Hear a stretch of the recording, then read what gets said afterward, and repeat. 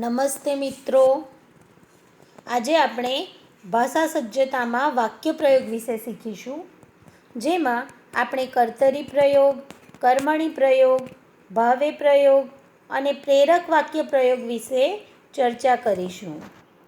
સૌપ્રથમ આપણે વાક્ય કોને કહેવાય, વાક્યમાં શું શું હોય એ બાબતો જોઈશું. અને વાક્ય વિશે જાણવા માટે સૌપ્રથમ આપણે ઉદાહરણો પર એક નજર કરીએ. કવિતા સફરજન ખાય છે. જુમાએ પથ્થર માર્યો. રવિએ લાડુ ખાધો. રાધા નિબંધ લખે છે. મયુર ક્રિકેટ રમે છે. આ બધા જ ઉદાહરણોમાં આપણે સ્પષ્ટપણે જોઈ શકીએ છીએ કે 3 પદો છે. આ રીતે કોઈ પણ વાક્યની અંદર 3 પ્રકારના પદો તો અવશ્ય હોય જ છે, અને તે છે કર્તા, કર્મ અને ક્રિયાપદ. કર્તાને આપણે કેવી રીતે ઓળખી શકીએ? તો મિત્રો, આપણે જ્યારે કોણ પ્રશ્નવાચક વિશેષણ વડે પ્રશ્ન પૂછીએ ત્યારે આપણને કર્તા પ્રાપ્ત થાય છે. અહીં ઉદાહરણોમાં જે રેખાંકિત શબ્દો છે તે કર્તા છે. કર્તા એટલે કે ક્રિયાનો કરનાર. હવે આપણે કર્મ ઓળખવાનું છે. કર્મને કેવી રીતે ઓળખી શકીએ? તો શું પ્રશ્નવાચક વિશેષણ વડે પ્રશ્ન પૂછવાથી આપણને કર્મ મળે છે? જેમ કે કવિતા ખાય છે, પણ શું ખાય છે? તો આપણને જવાબ તરીકે મળ્યું સફરજન. તો કવિતા સફરજન ખાય છે એ વાક્યમાં કર્મ કયું છે? સફરજન છે. તો એ જ રીતે દરેક વાક્યમાંથી શું પ્રશ્ન પૂછવાથી આપણને કર્મ મળે છે? સફરજન, પથ્થર, લાડુ, નિબંધ, ક્રિકેટ એ કર્મ છે. અને ક્રિયા દર્શાવનાર પદને ક્રિયાપદ કહે છે. ખાય છે, માર્યો, ખાધો, લખે છે, રમે છે વગેરે પદો ક્રિયા દર્શાવે છે. તેથી આ તમામ પદો ક્રિયાપદો છે. તો બાળમિત્રો, તમને વાક્યમાં કર્તા, કર્મ અને ક્રિયાપદ વિશે બરાબર સમજણ પડી જ ગઈ હશે. હવે આપણે વાક્ય રચનામાં સૌપ્રથમ કર્તરી વાક્ય રચના જોઈએ.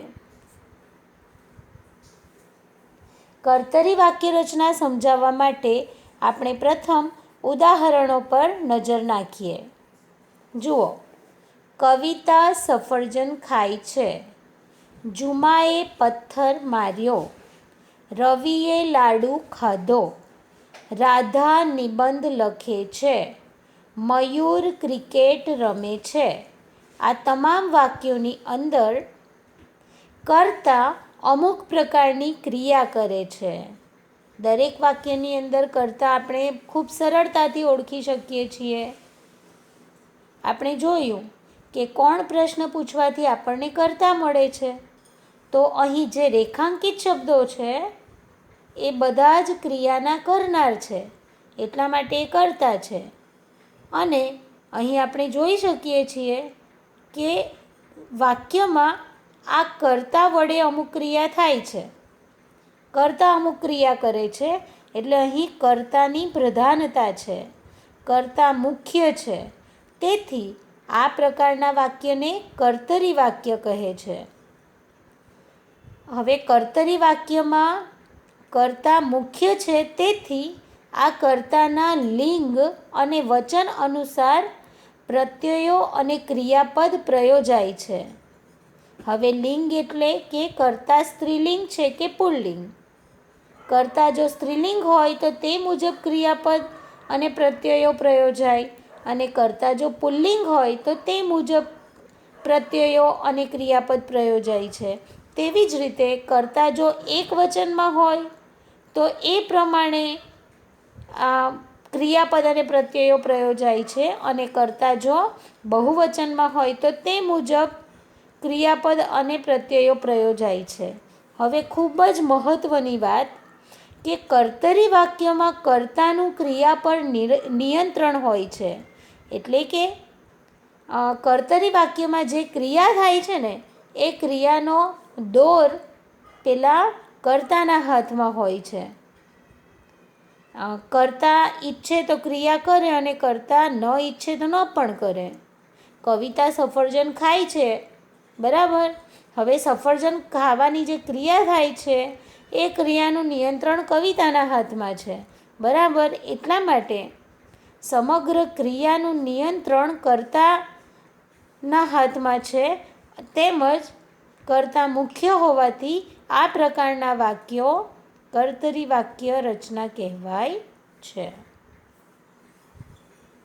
મિત્રો, હવે આપણે કર્મણી વાક્યને સમજીએ.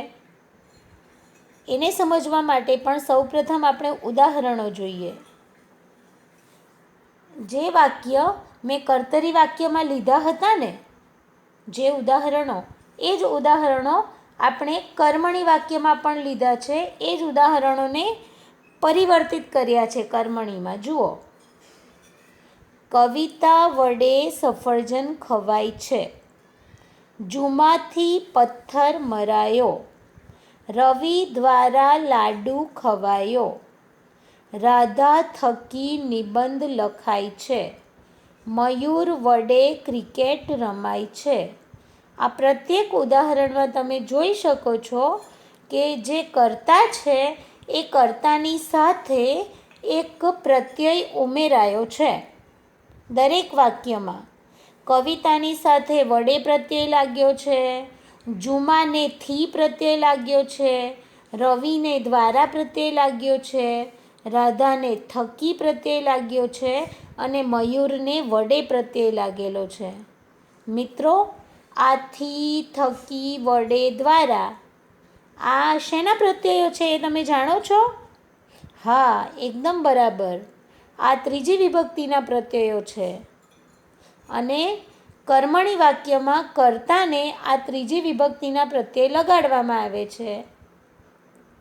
અને ક્રિયાપદની અંદર પણ જુઓ, વિશેષ પરિવર્તન થયું છે. કર્તરી વાક્યમાં હતું કે ખાય છે, માર્યો, ખાધો, લખે છે, રમે છે. જ્યારે કર્મણી વાક્યની અંદર તમે જોઈ શકો છો ખવાય છે, મરાયો, ખવાયો, લખાય છે, રમાય છે. દરેક ક્રિયાપદની અંદર ધાતુને વાય કે આઈ પ્રત્યય લાગીને ક્રિયાપદ બન્યું છે. હવે મુખ્ય વાત, આપણે કર્તા અને ક્રિયાપદ વિશે તો સમજી લીધું. હવે કર્મની વાત જાણીએ. તો કર્મણી વાક્યમાં આ જે કર્મ હોય છે એ મુખ્ય છે, બરાબર. કર્મણી વાક્યના નામ અનુસાર જ એની અંદર કર્મની પ્રધાનતા હોય છે. અને કર્મને પ્રધાન બનાવવા માટે, કર્મને મુખ્ય બનાવવા માટે જ પેલા કર્તાને થી, થકી, વડે, દ્વારા પ્રત્યય લગાડવામાં આવે. જ્યારે કર્તાને થી, થકી, વડે, દ્વારા એ પ્રત્યય લાગે એટલે પેલો કર્તા છે ને ઓછો મહત્ત્વનો બની જાય, ગૌણ બની જાય. અને જે આ સફરજન, પથ્થર, લાડુ, નિબંધ, ક્રિકેટ વગેરે જે શબ્દો કર્મ છે, તો એ કર્મ છે એ મહત્ત્વનું બની જાય, પ્રધાન બની જાય, બરાબર ને. એટલે જે વાક્યમાં કર્મની પ્રધાનતા હોય તે કર્મણી વાક્ય કહેવાય. સમજણ પડી? એટલે કર્મણી વાક્ય વિશે આટલી વાતોને આપણે ધ્યાનમાં રાખવાની કે કર્મણી વાક્યમાં કર્મની પ્રધાનતા હોય, કર્મણી વાક્ય રચનામાં કર્તાને થી, થકી, વડે, દ્વારા વગેરે ત્રીજી વિભક્તિના પ્રત્યયો લગાડવામાં આવે છે. શા માટે લગાડવામાં આવે? તો આ પ્રત્યયો લગાડીને કર્તા ગૌણ બની જાય છે. કર્મણી વાક્યમાં કર્મ મુખ્ય હોવાથી કર્મ મુજબ ક્રિયાપદ આવે છે. હવે મેઇન વાત કે કર્મણી વાક્યની અંદર જે ક્રિયાપદ છે, અહીં કયા ક્રિયાપદ છે જુઓ, ખવાય છે, મરાયો, ખવાયો, લખાય છે, રમાય છે. આ બધા જે ક્રિયાપદો છે એની સાથે કર્મ હાજર છે. ખવાય છે તો શું ખવાય છે? સફરજન. મરાયો, શું મરાયો? પથ્થર. ખવાયો, શું ખવાયો? લાડુ. લખાય છે, શું લખાયું? તો નિબંધ. રમાય છે, શું રમાય છે? તો ક્રિકેટ. બરાબર છે. એટલે દરેક ક્રિયાપદની સાથે એનું કર્મ હાજર છે. એટલા માટે આ કર્મણી વાક્યરચનામાં ક્રિયાપદ સકર્મક હોય છે અને ક્રિયાપદમાં ધાતુને આઈ કે વાય પ્રત્યે લગાડીને ક્રિયાપદ બનાવવામાં આવે છે. દાખલા તરીકે રમ ધાતુ છે તો એ રમ ધાતુને આઈ પ્રત્યે લગાડીને રમાઈ બન્યું છે. કર ધાતુને આઈ પ્રત્યે લગાડીને કરાઈ બન્યું છે. હવે ઉદાહરણ નંબર 3 એમાં ખવાયો તો તેમાં ખાવ ધાતુને આઈ પ્રત્યય લાગેલો છે અને ખવાયો બન્યું. ખ્યાલ આવે છે? તો કર્મણી વાક્યરચના મિત્રો તમે ખૂબ સરસ રીતે સમજી જ ગયા હશો. હવે આપણે ભાવે વાક્યરચના વિશે સમજીએ. ભાવે વાક્યરચનાને સમજવા માટે પણ આપણે ઉદાહરણોનો અભ્યાસ કરીએ. જુઓ, રવિથી રડી પડાયું, જુમાથી દોડાયું, રામ વડે ખવાયું, રીમા થકી રંધાયું, કલ્પેશ દ્વારા રમાયું. તો આ ઉદાહરણોની અંદર તમે સ્પષ્ટપણે જોઈ શકો છો કે આ જે રેખાંકિત શબ્દો છે એ કર્તા છે અને કર્તાને કર્મણી વાક્ય પ્રયોગની જેમ જ થી, થકી, વડે, દ્વારા એવા ત્રીજી વિભક્તિના પ્રત્યયો લાગેલા છે. જુઓ, આ વસ્તુ કર્મણી અને ભાવે પ્રયોગમાં સરખી છે કે જેવી રીતે કર્મણી પ્રયોગમાં કર્તાને વડેથી, થકી, દ્વારા લાગે છે એ જ રીતે ભાવે પ્રયોગની અંદર પણ કર્તાને થી, થકી, વડે, દ્વારા એ પ્રત્યય લાગે છે. ખ્યાલ આવી ગયો? અને આ થી, થકી, વડે, દ્વારા એ કઈ વિભક્તિના પ્રત્યયો છે? ત્રીજી વિભક્તિના પ્રત્યયો છે. હવે ક્રિયાપદ જોઈએ તો રડી પડાયું, દોડાયું, ખવાયું, રંધાયું, રમાયું. આની જગ્યાએ એવું પણ હોઈ શકે રડી પડાય છે, દોડાય છે, ખવાય છે, રંધાય છે, રમાય છે. બરાબર?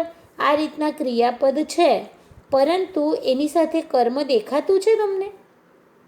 આપણે શું વડે પ્રશ્ન પૂછી શકીએ છીએ આ વાક્યોમાં? નથી પૂછી શકતા. જુમાથી શું દોડાયું? આવું પૂછાય છે આપણાથી? ન પૂછી શકાય. એ પ્રશ્ન જ ખોટો છે કારણ કે અહીં કર્મની ગેરહાજરી છે. એટલે ક્રિયાપદની સાથે કર્મ હાજર નથી. તેથી આ અકર્મક ક્રિયાપદ કહેવાય. રડી પડાયું, દોડાયું, ખવાયું, રંધાયું, રમાયું આ બધાની સાથે કર્મ હાજર નથી. દાખલા તરીકે ત્રીજું ઉદાહરણ જુઓ, રામ વડે ખવાયું. પણ શું ખવાયું એ આપેલું છે? જેમ કે રામ વડે સફરજન ખવાયું એવું હોય તો તે સકર્મક છે અને તેથી એ કયું વાક્ય બની જતે? કર્મણી વાક્ય બની જતે. પરંતુ અહીં રામ વડે ખવાયું આપેલું છે, માત્ર શું ખવાયું એ આપ્યું નથી. એટલા માટે અહીં કર્મની ગેરહાજરી હોવાથી આ અકર્મક વાક્ય રચના છે. બરાબર છે? અને ક્રિયાપદ પણ અકર્મક છે. ખ્યાલ આવ્યો? એટલે ભાવે વાક્ય રચનાની અંદર આપણે આટલી બાબતો ધ્યાન રાખવાની કે ભાવે વાક્ય રચનામાં ક્રિયાપદની પ્રધાનતા હોય છે. બરાબર? મિત્રો, આપણે જોયું કે કર્તરી વાક્યની અંદર કર્તાની પ્રધાનતા છે, કર્મણી વાક્યની અંદર કર્મની પ્રધાનતા છે. તો ભાવે વાક્ય રચનામાં ક્રિયાપદની પ્રધાનતા છે. શા માટે? કારણ કે અહીં કર્તા છે પણ કર્તાને તો થી, થકી, વડે, દ્વારા લગાડીને શું બનાવી દીધેલો છે? ગૌણ બનાવી દીધેલો છે. તો બાકી કયું પદ રહ્યું? ક્રિયાપદ. અને ક્રિયાપદ જ મુખ્ય બની જાય છે. એટલે ભાવે વાક્ય રચનામાં ક્રિયાપદની પ્રધાનતા હોય છે. અને ક્રિયાપદ કેવું હોય છે? અકર્મક હોય છે. ભાવે વાક્ય રચનામાં અકર્મક ક્રિયાપદ હોય છે, એટલે આખી વાક્ય રચના જ અકર્મક હોય, કારણ કે કર્મની ગેરહાજરી હોય છે. અને આ વાક્ય રચનામાં કર્તાને થી, થકી, વડે, દ્વારા એવા ત્રીજી વિભક્તિના પ્રત્યયો લાગેલા હોય છે. મિત્રો, તમે ખૂબ જ સરસ રીતે ભાવે વાક્ય રચના સમજી ગયા હશો. હવે આપણે પ્રેરક વાક્ય રચના જોઈએ, અને એને સમજવા માટે પણ આપણે ઉદાહરણોનો અભ્યાસ કરીએ. જુઓ, સીતા ચિત્ર દોરાવે છે. નિશા દાખલો ગણાવે છે. હિરલ લાડુ ખવડાવે છે. શીલા નિબંધ લખાવે છે. રોહન બૂમ પડાવે છે. બાળમિત્રો, આની અંદર તમે બધા ક્રિયાપદ ઉપર ખાસ નજર નાખો. દોરાવે છે, ગણાવે છે, ખવડાવે છે, લખાવે છે, પડાવે છે. આ બધા જ ક્રિયાપદોને આપણે જોઈએ તો એમાંથી આપણે અર્થ તારવી શકીએ છીએ કે દોરાવે છે એટલે બીજા કોઈકને દોરાવે છે, ગણાવે છે એટલે બીજા કોઈકને ગણાવે છે, ખવડાવે છે એટલે બીજી વ્યક્તિને ખવડાવે છે, લખાવે છે એટલે બીજાને લખાવે છે, અને પડાવે છે એટલે બીજા પાસે પડાવે છે. ખ્યાલ આવે છે? એટલે આ ક્રિયાપદ દ્વારા આપણે જાણી શકીએ છીએ કે ક્રિયા કરવાની પ્રેરણા બીજા કોઈને મળે છે. ખ્યાલ આવે છે? ક્રિયા કરવાની પ્રેરણા બીજી વ્યક્તિને આપવામાં આવે છે. એટલા માટે આ પ્રેરક વાક્ય રચના બને છે. જો ઉદાહરણમાં એવું લખ્યું હોત કે સીતા ચિત્ર દોરે છે, સીતા ચિત્ર દોરે છે તો એ પોતે દોરે છે, પરંતુ સીતા ચિત્ર દોરાવે છે એટલે શું? કે બીજાને દોરાવે છે, એના ભાઈને, એના મિત્રને. જેમ કે આપણે ઉદાહરણ કે સીતા મેહુલને ચિત્ર દોરાવે છે, તો સીતા દોરાવવાની ક્રિયા કરે છે એટલે સીતા કરતા છે, પણ કોની પાસે કરાવે છે? તો મેહુલ પાસે. એટલે મેહુલ પણ દોરે તો છે જ, પણ મેહુલને પ્રેરણા આપવામાં આવી છે એટલે પ્રેરક કર્તા કહેવાય. ખ્યાલ આવે છે?